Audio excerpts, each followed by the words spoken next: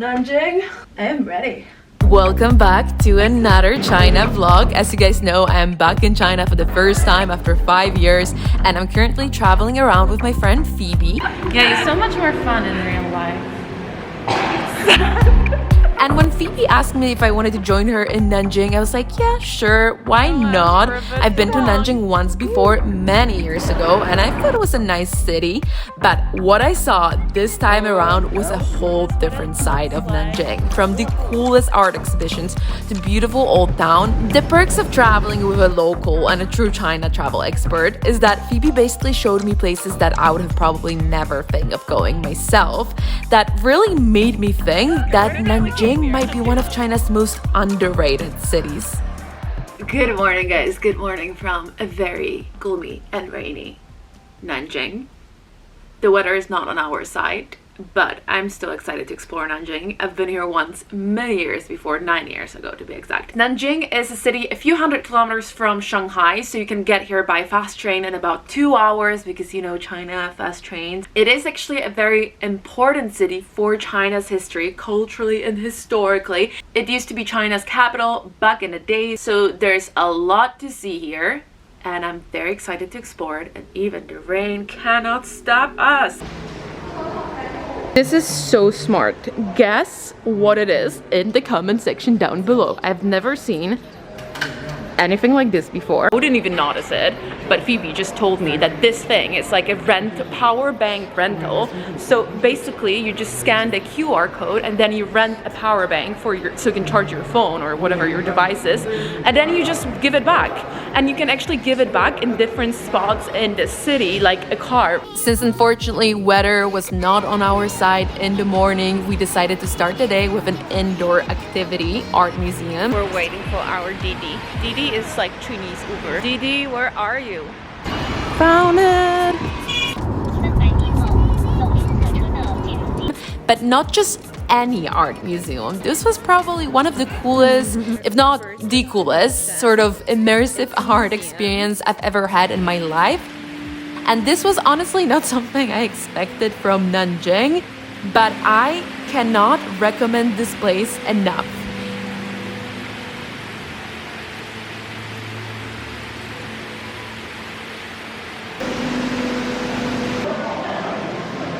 So basically the best way I can explain what it is modern art meets historical Buddhist temple. There used to be a very important Buddhist temple at this exact place, which was unfortunately destroyed, and you can still see the ruins of it. But instead of rebuilding the temple, which I guess is what you usually would do, they decided to make it into this whole area where you can walk around and experience different art installations. And it's a very immersive form of art and also very Instagrammable. Oh my god.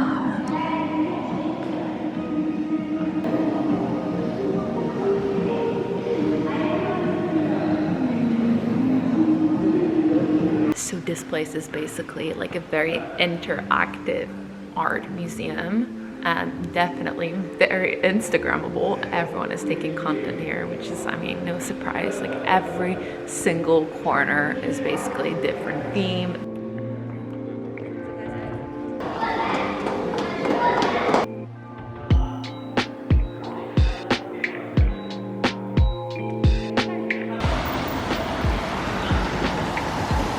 So our second stop of the day is gonna be the old city wall.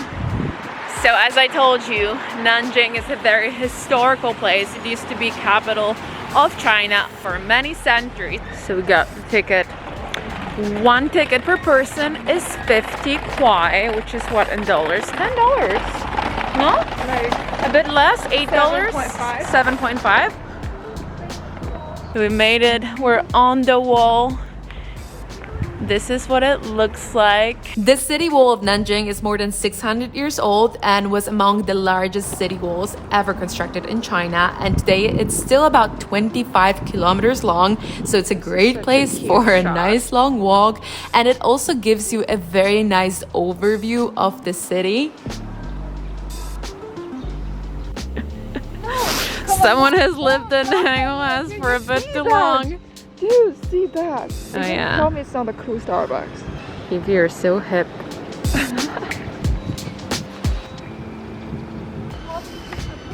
So we found a place where Phoebe wanted to go. Phoebe, why did you want to go there?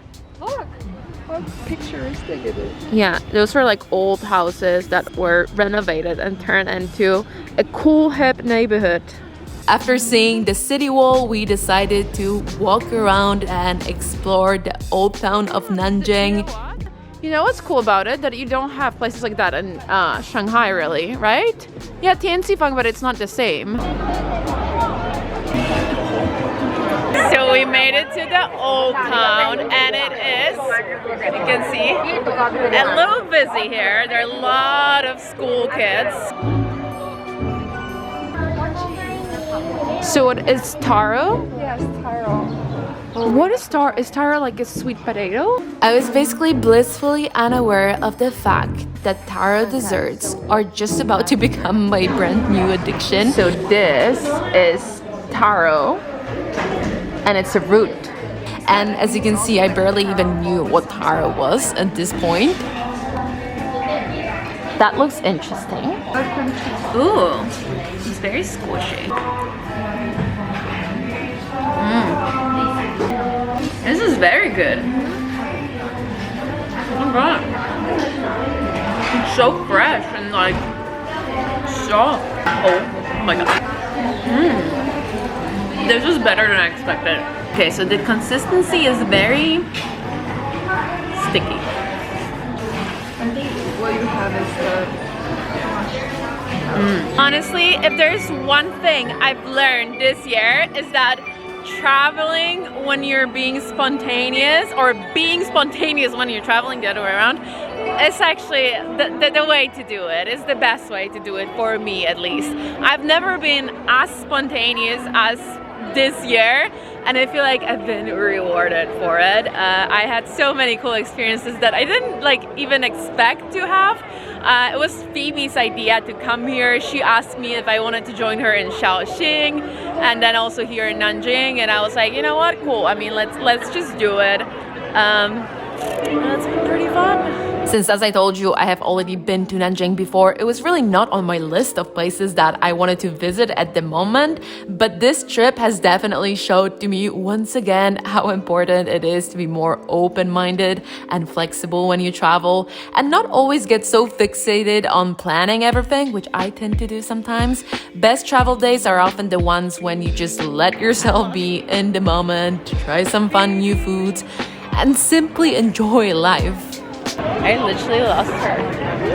Well, okay, this trip, the show must go on. Oh, there she is. Phoebe, I thought I lost you. I was about to leave. I was like, you've been great, but 再见, my friend. Whoop. So it is 5 p.m. right now, and we're back at the hotel. Phoebe's actually upstairs in the lounge working, and I'm downstairs also working. She was kind enough to give me some space because I wanted to do my voiceovers for reels. And it's kind of nice for me to have my own space when I do that, because I obviously talk out loud and it's kind of annoying. But I had this interesting conversation with Phoebe earlier, how we both think that this is important to also share this part of our life on social media. I don't want you to think that all I do all day long is just running around the streets and having fun and filming. That's 20% of my life, I would say. 80% is computer work. You're on your freaking computer, editing, researching, writing voiceovers. I think it's important to sort of show a little behind the scenes and share the reality of travel life. And the reality is that it's 5 p.m. and it's really not ideal. I hate working at this time, but this is what it is. When you create content, a lot of the time, you go out and explore in the morning, you film in the morning, and then in the evening you work. And I just wanted to share that. Okay. TED Talk is over. I'll see you tomorrow. Whoa. It is another beautiful day here in Nanjing. Today is an actually beautiful day. It is sunny and the sky is blue, so that's great. And we're heading to a place called Niushoushan. Niushoushan. Niushoushan. I almost said it. I didn't say the tones right, but I said it. And we've got Frankie with us today. She's back. back. She's back. What is this place? Who can tell me? I don't know. Good that we came here. Good that we It's a surprise. You know? It's a surprise. Okay, cool, yeah. Look at this. This is like only in China, and this nature places you have escalators. I mean, convenient, but a bit funny. I can just tell you that this is apparently a very, very cool place where all the hipsters, all the Nanjing hipsters come. So obviously we had to come as well.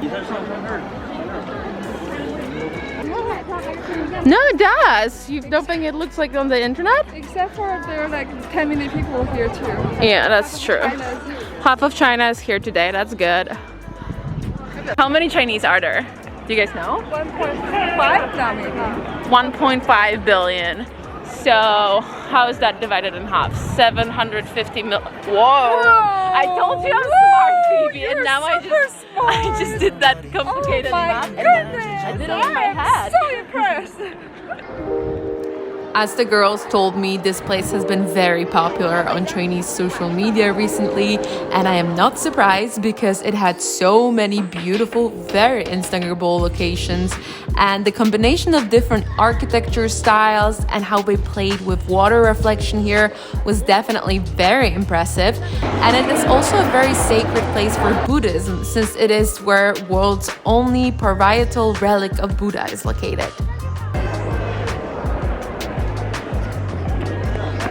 This is actually really cool, and this is like such a different concept for me to combine like old temples with new modern art installation, and I think it's really good for young people. Like this place is very popular amongst Gen Z and Gen Z. like Gen Z here. Gen Z. Gen Z. My favorite thing in China is Chinese grannies posing. They're the coolest, and they do not care. That's the thing about China. Like people don't care about other people in a way that they're not embarrassed, right? No, we're not embarrassed. No, like you can pose. Nobody you can really know us.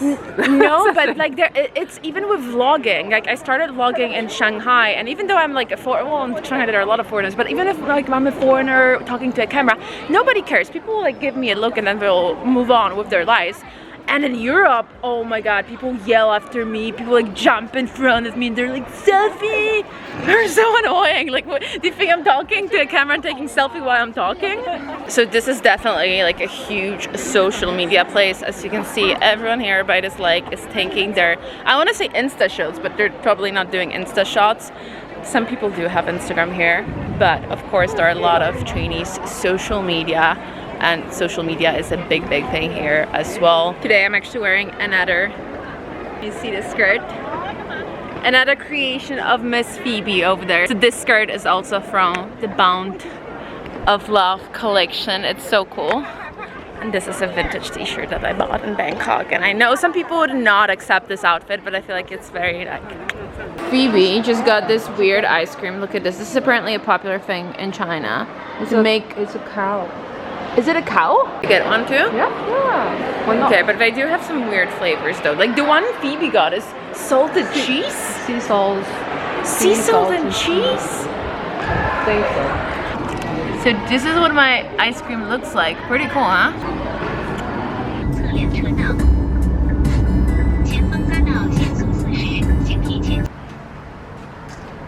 So we came to... Is it good? We are at Yunnan restaurant, and when I used to live in Shanghai, I would always go to Yunnan restaurants on my street. So I love Yunnan food. Look at that bad boy straight from It's a mushroom. Okay, so let me introduce this little table for you. Egg with mushroom. Here we have a rice cake with pickled veggies. Here we just have some veggies. The pancakes that I'm eating, and I have a bowl of rice, and I have a Phoebe here. Always take Phoebe with me wherever. Do you normally eat it with something? Or just like this? Oh shit. There's something spilled over it. There's something that was spilled. Ah, so you do eat it sweet, huh? One thing that is crazy in China is that, or different, I shouldn't say crazy, it's just a little different, is that in China, you mix sweet dishes with salty dishes. So it's not like you have dessert at the end of your meal. You can have it like, I got my fried rice. The reason why I love Yunnan food, eggplant. Oh, look at that goodness. Oh my god. And they always like serve it with lots of spices, so it's like super flavorful.